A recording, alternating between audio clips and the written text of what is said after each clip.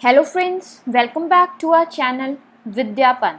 तो फ्रेंड्स, आज की वीडियो में हम आपके लिए लेके आए हैं बायोलॉजी का बहुत ही इंपॉर्टेंट चैप्टर है, chapter number 6, that is life process.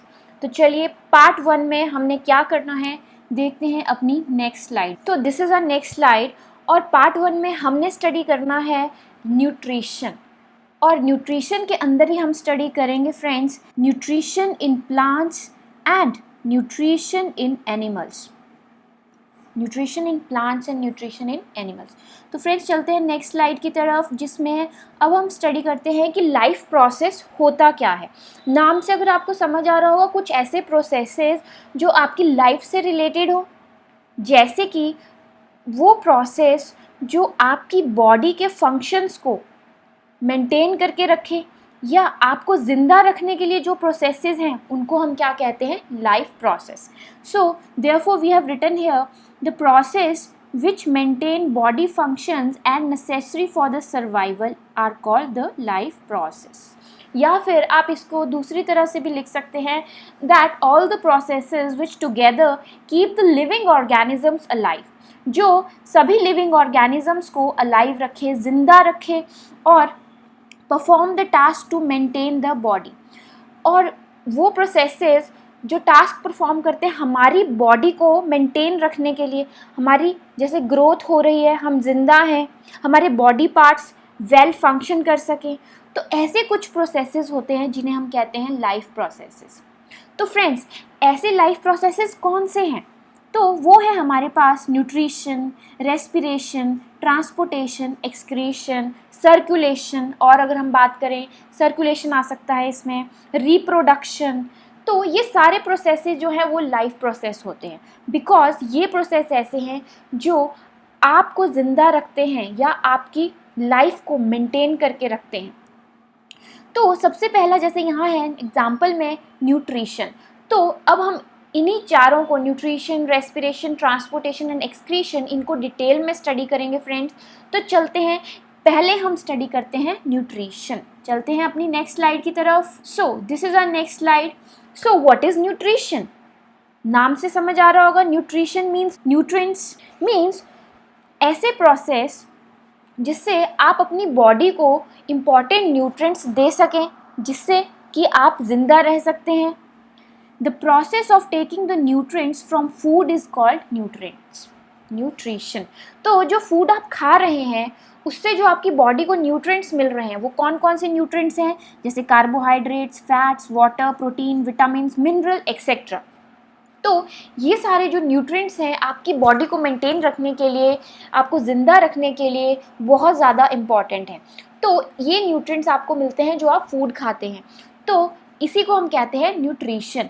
तो इसमें अब हमने फर्दर स्टडी करना है मोड्स ऑफ न्यूट्रिशन, जो कि दो तरह से है, autotrophic nutrition and heterotrophic nutrition. तो चलिए नेक्स्ट स्लाइड में करते हैं अपना autotrophic nutrition. Now what is autotrophic nutrition? Now this word auto means self nutrition means वो ऑर्गेनिजम्स जो अपना फूड खुद प्रिपेयर करते हो, ठीक है। Self means they are preparing their food self, okay, वो खुद अपना फूड प्रिपेयर कर रहे हैं। तो उस प्रोसेस, जो फूड बनाने के जो प्रोसेस है पूरा, उसको हम देखते हैं क्या है, the process in which organism produce their food from simple inorganic materials. अब वो सिंपल इनऑर्गेनिक मटीरियल्स कौन से हैं? जैसे कि वाटर, CO2, ये है हमारे सिंपल इनऑर्गेनिक मटेरियल। अब ये किस में कन्वर्ट हो जाते हैं? ये कन्वर्ट हो जाते हैं कॉम्प्लेक्स ऑर्गेनिक फूड में, जैसे कि ग्लूकोज। ग्लूकोज का फॉर्मूला है फ्रेंड्स C6H12O6। अब ये जो प्रोसेस है ये किस में होता है फ्रेंड्स? ये प्रोसेस होता है हमारा प्लांट्स में।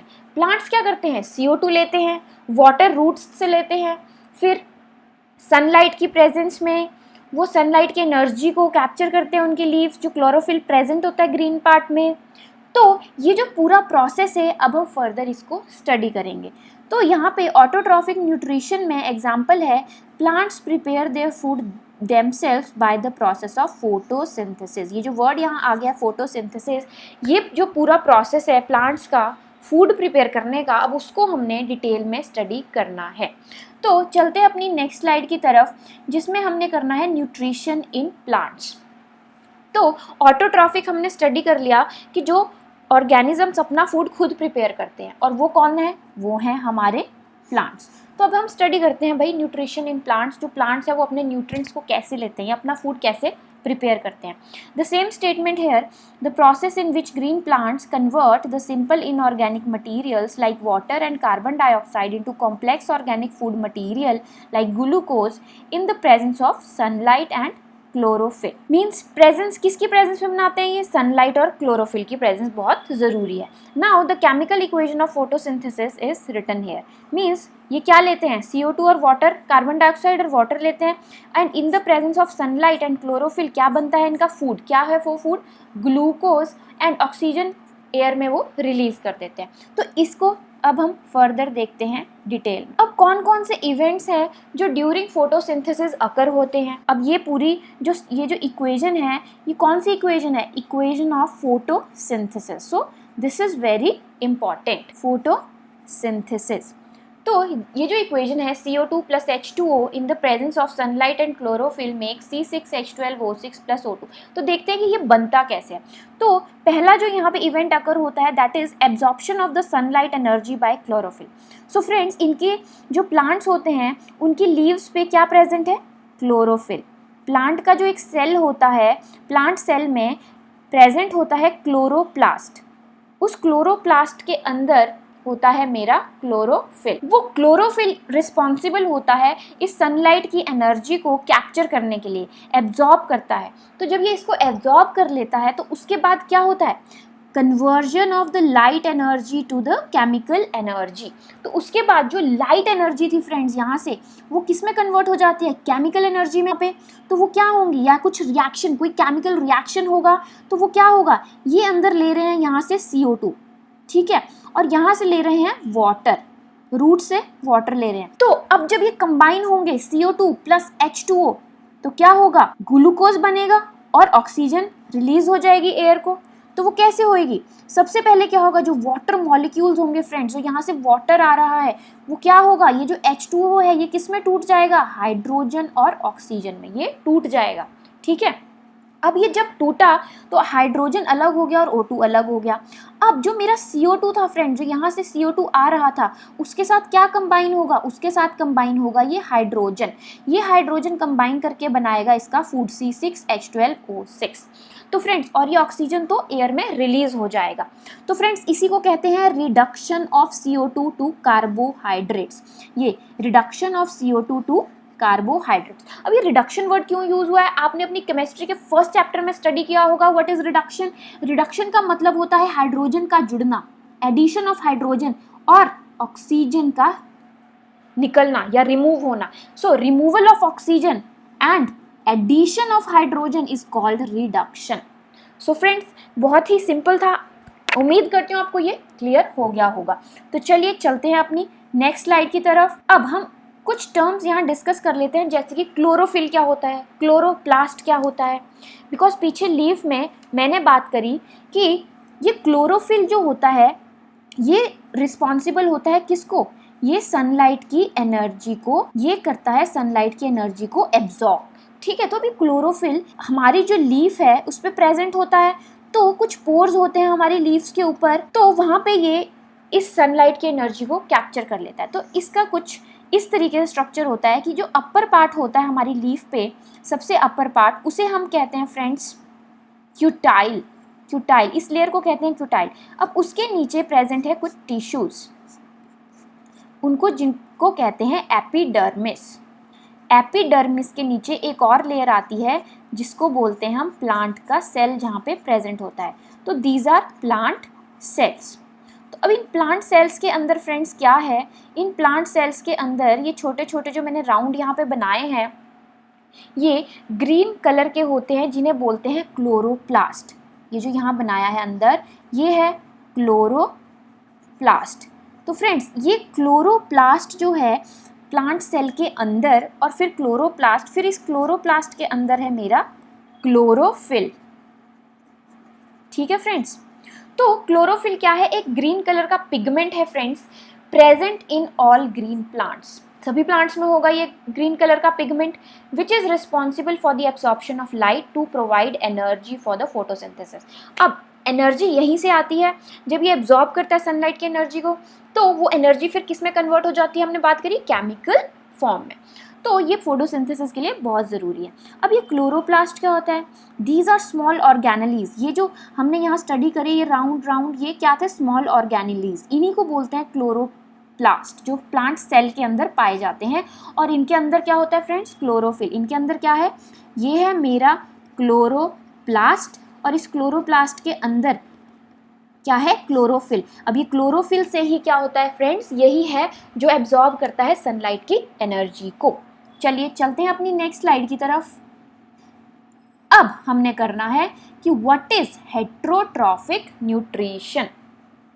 सो फ्रेंड्स क्या होता है मेरा हेट्रोट्रॉफिक न्यूट्रिशन, पीछे अब हमने स्टडी किया था कि ऑटोट्रॉफिक होता है जो अपना फूड खुद प्रिपेयर करते हैं, जैसे प्लांट्स, तो हमने स्टडी कर लिया वहाँ पे न्यूट्रिशन इन प्लांट्स। अब हेट्रोट्रॉफिक न्यूट्रिशन होता है फ्रेंड्स जो ऑर्गेनिजम्स अपना फूड खुद प्रिपेयर नहीं कर सकते, किसी और पे डिपेंड करते हैं, या तो वो ऑटोट्रॉफ्स पे डिपेंडेंट होंगे या किन्हीं एनिमल्स पे डिपेंडेंट होंगे। So in this the organisms depend upon other organisms for food to survive. तो इसमें वो डिपेंड करेंगे किसी और ऑर्गेनिज्म पे अपनी खुद को जिंदा रखने के लिए।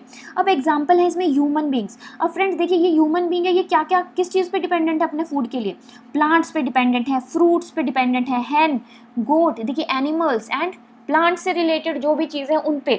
तो ऐसे एग्जाम्पल हैं, ह्यूमन बींग्स हैं, एनिमल्स हैं, ये औरों पे डिपेंडेंट होता है, अमीबा है ये औरों पे डिपेंडेंट होता है फूड के लिए। तो इसी तरीके के आगे 3 टाइप्स हैं हमारे पास जो अपना फूड खुद प्रिपेयर नहीं कर सकते। उनकी टाइप्स हैं saprophytic nutrition, parasitic nutrition and holozoic. तो चलते हैं नेक्स्ट स्लाइड पे और इनको डिस्कस करते हैं कि ये होते क्या हैं। सो फ्रेंड्स हेट्रोट्रॉफिक न्यूट्रिशन क्या है, ये हो गया। अब सैप्रोफाइटिक न्यूट्रिशन क्या है, नंबर 1 इसकी स्टडी करते हैं। अब सैप्रोफाइटिक न्यूट्रिशन में फ्रेंड्स ऐसे ऑर्गेनिजम्स आ जाते हैं जो अपना फूड कहाँ से लेते हैं, dead and decaying organic matter से।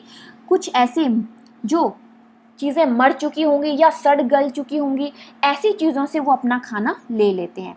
सो इनका खाना भी वो खुद नहीं बना रहे हैं, वो किसी और पे डिपेंडेंट है। तो किस पे, dead and decaying organic matter. ऐसे कौन से ऑर्गेनिजम्स हैं, like bacteria and fungi. Next is second is parasitic nutrition. Now what is parasitic, parasitic में फ्रेंड्स क्या करते हैं ये ऑर्गेनिजम्स, ये अपने फूड के लिए अदर ऑर्गेनिजम्स पे डिपेंडेंट है, बट उनको मारते नहीं है, विदाउट किलिंग देम उनसे अपना फूड ये ले लेते हैं। तो भाई ऐसे कौन से ऑर्गेनिजम्स हो सकते हैं, जैसे मॉस्किटो है, टेप वॉर्म है। लाइक मॉस्किटो का एग्जांपल ले लेते हैं। मॉस्किटो क्या करता है, आपकी स्किन के ऊपर आके कभी बैठता है, क्या करता है वो आपके ब्लड को सक कर लेता है। तो उसको आपका ब्लड चाहिए था, आपको मारा तो नहीं ना उसने।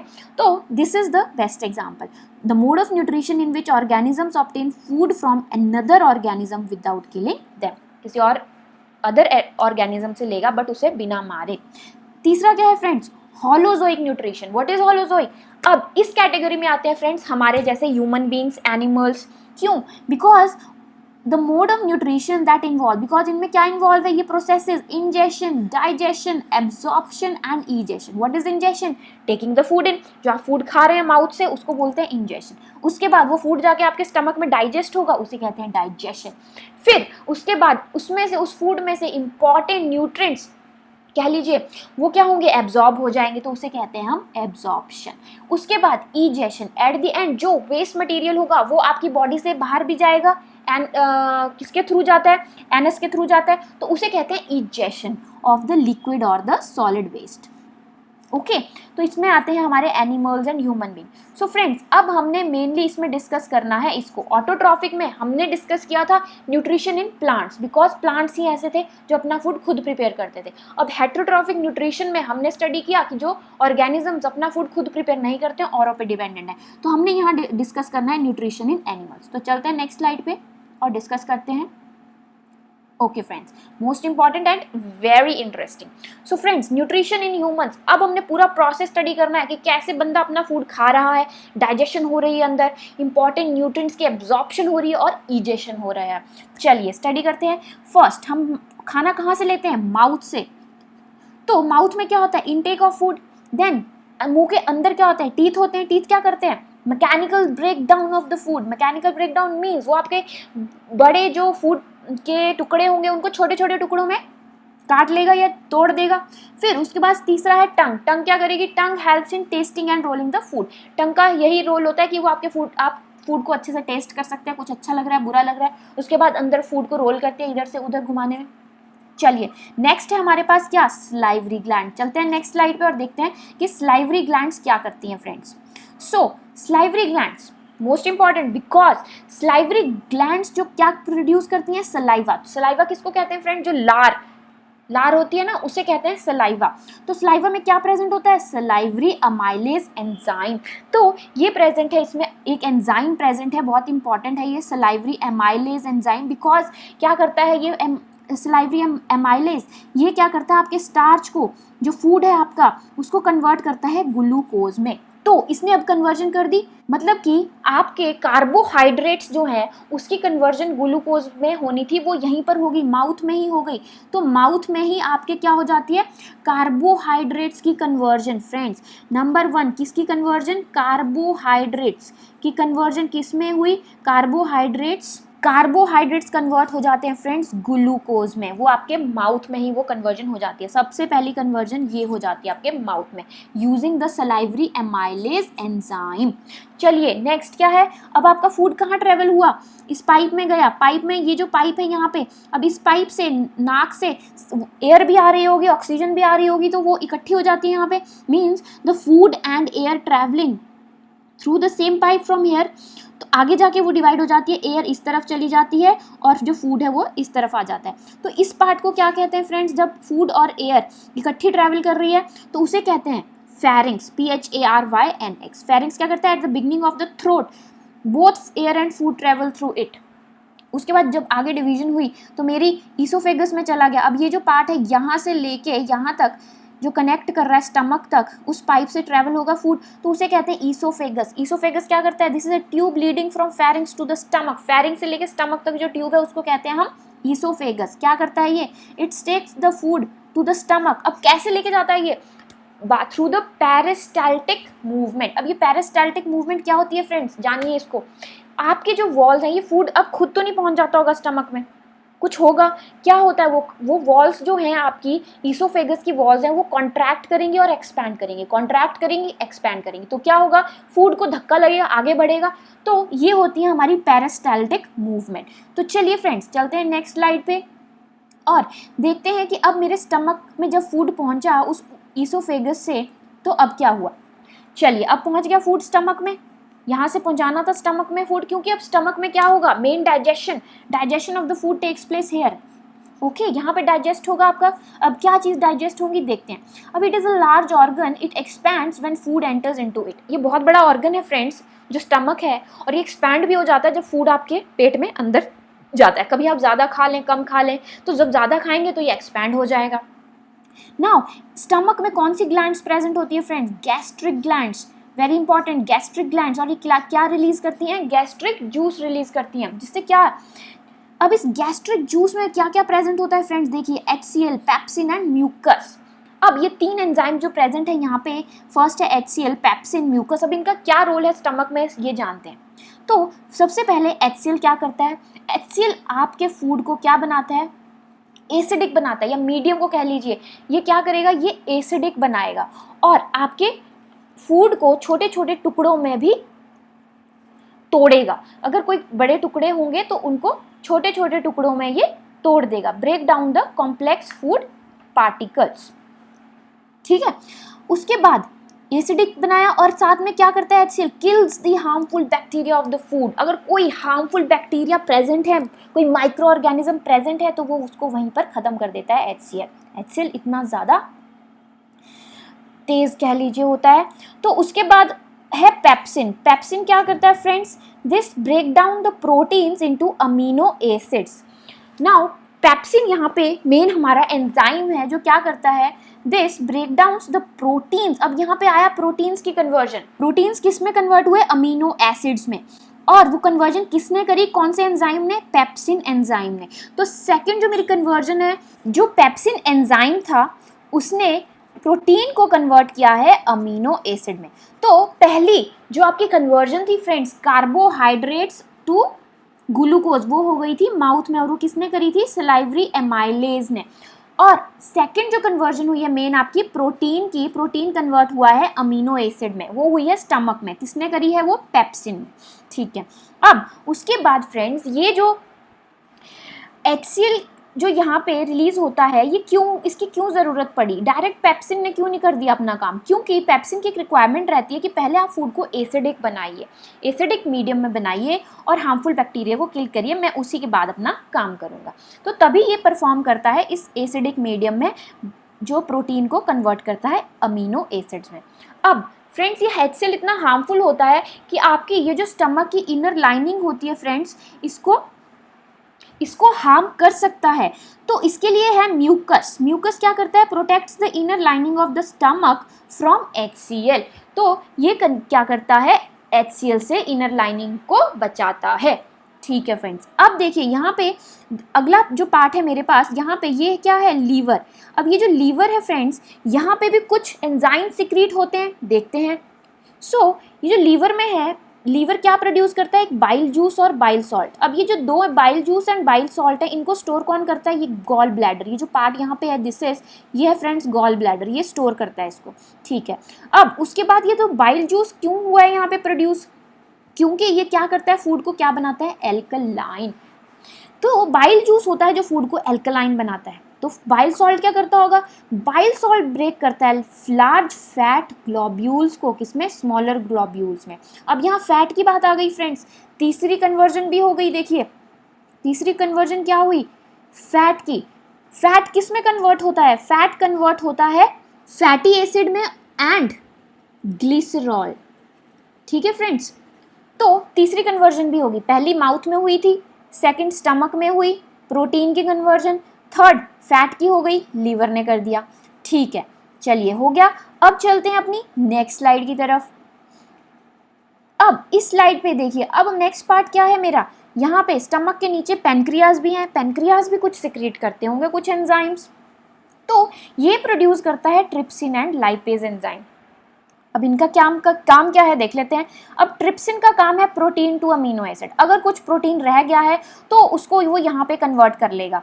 तो कुछ प्रोटीन मेरा स्टमक में डाइजेस्ट हो जाता है, कुछ ये करता है पेनक्रियाज, पेनक्रियाज के अंदर जो ट्रिप्सिन एंजाइम होता है। उसके बाद लाइपेज, लाइपेज क्या करता है, एमल्सिफाइड फैट को किस में कन्वर्ट करता है, फैटी एसिड एंड ग्लिसरॉल में। यही काम यहाँ पर बाइल सॉल्ट ने करा था लीवर में, पीछे हमने पढ़ा था। और फ्रेंड्स एक और चीज़ रह गई मेरी यहाँ पे, कि जब ये फैट की कन्वर्जन होती है, जो ये प्रोसेस है टू कन्वर्ट या break down large fat globules to smaller globules, तो इसे कहते हैं फ्रेंड्स एमल्सिफिकेशन। एमल्सिफिकेशन कई बार 1 या 2 नंबर में आ जाता है, ये इज इम्पॉर्टेंट। नाउ अब उसके बाद हमने पेनक्रियाज का स्टडी कर लिया, अब चलते हैं small intestine. Because of food travel होके कहाँ पहुँचा मेरा, यहाँ स्मॉल इंटेस्टाइन में। तो अब ये स्मॉल इंटेस्टाइन में क्या किया जाता है ये जान लेते हैं। Now it is the site of complete digestion. अब बची कुची जो डाइजेशन, कुछ यहाँ पे हो गई मेरी डाइजेशन स्टमक के अंदर, अब यहाँ पे कंप्लीट डाइजेशन होगी। वो कैसे, यहाँ पर होते हैं प्रेजेंट कुछ विलीज। अब ये विलीज क्या होती हैं, तो फ्रेंड्स यहाँ पे ये विलीज का जो स्ट्रक्चर होता है कुछ इस तरीके का होता है मेरा, दोनों तरफ फूड इसके अंदर से ट्रैवल करेगा मेरा स्मॉल इंटेस्टाइन। अब ये इस तरीके का स्ट्रक्चर क्यों है, इसको फिंगर लाइक प्रोजेक्शन कहा जाता है, and this is present inside small intestine. अब ये क्यों है ऐसे, because these increase the surface area of absorption, ताकि ज़्यादा से ज़्यादा एब्जॉर्प्शन हो सके, इसीलिए इसका स्ट्रक्चर ऐसा है। कुछ एब्जॉर्प्शन यहाँ से हो जाएगी, इसके अंदर से भी, तो मीन्स बहुत ज़्यादा एब्जॉर्प्शन होगी। और इसके बाहर क्या है, बहुत सारी ब्लड वेसल्स जुड़ी हैं। तो अब क्या होगा, विली कहाँ सप्लाई करेगी उस फूड को, इन ब्लड वेसल्स में। और ये ब्लड वेसल्स हैं कहाँ तक लेके जाएंगी फूड को, ये ब्लड वेसल्स के थ्रू फूड कहाँ तक पहुँचेगा, every cell of the body, या हर एक बॉडी के पार्ट पार्ट तक, छोटे सेल्स तक, वहाँ तक ये फूड पहुँचेगा। ठीक है, तो ये है स्मॉल इंटेस्टाइन का काम। अब बचा कुचा जो मटेरियल बच गया है, जो डाइजेस्ट नहीं हुआ है, वो कहाँ जाएगा? वो जाएगा अब मेरा लार्ज इंटेस्टाइन में। अब ये स्मॉल इंटेस्टाइन जो है फ्रेंड्स, इसकी अगर मैं साइज़ की बात करूँ तो वो होता है 6 मीटर्स, इसका 6 मीटर होता है। लेकिन ये जो लार्ज इंटेस्टाइन वाला पार्ट है, इसका है 1.5 मीटर्स, ये है 1.5 मीटर। फिर इसको लार्ज इंटेस्टाइन क्यों कहते हैं? ये बिकॉज इसकी थिकनेस की वजह से इसे लार्ज इंटेस्टाइन कहते हैं। ठीक है, अदरवाइज अगर साइज में देखा जाए तो लार्ज इंटेस्टाइन स्मॉल इंटेस्टाइन का ज़्यादा है। तो चलिए चलते हैं अपनी नेक्स्ट स्लाइड की तरफ। और अब हमारा जो अनवांटेड वेस्ट है वो जा चुका है हमारे लार्ज इंटेस्टाइन में। अब लार्ज इंटेस्टाइन में क्या होता है फ्रेंड्स? लार्ज इंटेस्टाइन में क्या किया जाता है? जो अनअब्जॉर्ब्ड फूड है उसको भेज दिया जाता है, और वहाँ पे उसकी जो वॉल्स हैं वो क्या एब्जॉर्ब करती हैं? वहाँ पे more water from the material. अगर कोई ज़्यादा पानी रह गया है उस मटेरियल में तो वो उस वाटर को एब्जॉर्ब कर लेगी वहाँ पर, और जो बचा कुचा वेस्ट है फ्रेंड्स वो पहुँच जाएगा मेरे रेक्टम तक। ये है मेरा rectum. Unwanted material is kept here and thrown out through the anus. अब जो मेरा अनवांटेड मटेरियल था, अनवांटेड या वेस्ट कह लीजिए, वो यहाँ पहुँच जाएगा, और इस एनस, ये जो ओपनिंग है यहाँ पर, इसको कहते हैं हम anus. This is the opening for the waste to be thrown out of the body. So friends, आपको ये क्लियर हो गया होगा nutrition in plants and nutrition in humans. तो हमने यहाँ पे 2 कैटेगरीज के अंदर इसको स्टडी किया था, ऑटोट्रॉफिक एंड हेट्रोट्रॉफिक। तो इसके डिफरेंस भी हम बना सकते हैं कि ऑटोट्रॉफिक में क्या होता है कि जो ऑर्गेनिजम्स या प्लांट्स कह लीजिए वो अपना फूड खुद प्रिपेयर करते हैं, लेकिन जो हेट्रोट्रॉफिक न्यूट्रिशन होती है वो उसमें क्या होता है, फूड अपना खुद प्रिपेयर नहीं करते हैं, वो डिपेंड होते हैं दूसरों पे या फिर ऑटोट्रॉफ्स पे डिपेंडेंट होते हैं। और जो ऑटोट्रॉफिक न्यूट्रिशन होती है वो सिंपल इनऑर्गेनिक रॉ मटेरियल से अपना फूड बनाते हैं, लेकिन वो जो हेट्रोट्रॉफिक न्यूट्रिशन है वो अपना फूड कैसे बनाते हैं? Is break down with the help of enzymes. यहाँ पे एंजाइम्स की ज़रूरत पड़ती है। एंड ऑटोट्रॉफिक में हमने स्टडी किया था प्लांट के केस में कि chlorophyll is required, but in heterotrophic chlorophyll is not required. अगर हेट्रोट्रॉफिक में खुद का एग्जाम्पल ले लें, हम ह्यूमन बींग्स हैं, हमें क्लोरोफिल की नहीं ज़रूरत वहाँ। ओके, थर्ड पॉइंट हम ले सकते हैं ऑटोट्रॉफ में, that food is prepared during day time. दिन में ही प्लांट्स अपना फूड प्रिपेयर करते हैं, लेकिन हम जैसे जो लोग हैं, ऑर्गेनिजम्स हैं, एनिमल्स हैं, वो अपना फूड कभी भी बना सकते हैं। They can obtain the food all the time, they can obtain the food, कभी भी ऑब्टेन कर सकते हैं। फोर्थ कह सकते हैं, इसके एग्जाम्पल दे सकते हैं हम ऑटोट्रॉफिक के अंदर, जैसे ग्रीन प्लांट्स हैं, सम बैक्टीरियाज हैं, वो अपना फूड खुद प्रिपेयर करते हैं। और हेट्रोट्रॉफिक में हम एग्जाम्पल दे सकते हैं ह्यूमन बींग्स का, एनिमल्स का, फंगाई। ओके, नेक्स्ट डिफरेंस हम दे सकते हैं ऑटोट्रॉफिक में कि उसमें एक्सटर्नल सोर्स ऑफ एनर्जी की ज़रूरत पड़ती है, जैसे सनलाइट, बट हमारे केस में हमें एक्सटर्नल सोर्स ऑफ एनर्जी की ज़रूरत नहीं पड़ती है, इंटरनली हमारे एंजाइम्स ही हेल्प करते हैं। तो अब ऑटोट्रॉफिक न्यूट्रिशन में एक और हम डिफरेंस दे सकते हैं कि हमारे केस में जो हेट्रोट्रॉफिक होते हैं उनमें digestion take place, digestion, ingestion, digestion, absorption and egestion. But अगर मैं ऑटोट्रॉफिक की भी बात करूं, इनमें डाइजेशन वाला प्रोसेस नहीं होता है, बाकी होते होंगे, इनटेक करेंगे, एब्जॉर्ब करेंगे, ठीक है, उसके बाद इजेक्ट भी करेंगे कुछ वेस्ट, बट डाइजेशन इनके केस में नहीं होता है ये वाला प्रोसेस। तो ऐसे ही आप डिफरेंसेस भी बना सकते हैं। चलिए फ्रेंड्स, आज के लिए इतना ही। उम्मीद है आपको समझ आया होगा, और अगर आपको समझ आया है तो काइंडली हमारी वीडियो पे लाइक कर दीजिए और हमारे चैनल को सब्सक्राइब करना ना भूलिएगा, ताकि आप तक हमारी और वीडियोस पहुंच जाएं। तो नेक्स्ट पार्ट में अब हम आपके लिए लेकर आएंगे रेस्पिरेशन का कंप्लीट कंसेप्ट। चलिए फ्रेंड्स, थैंक यू।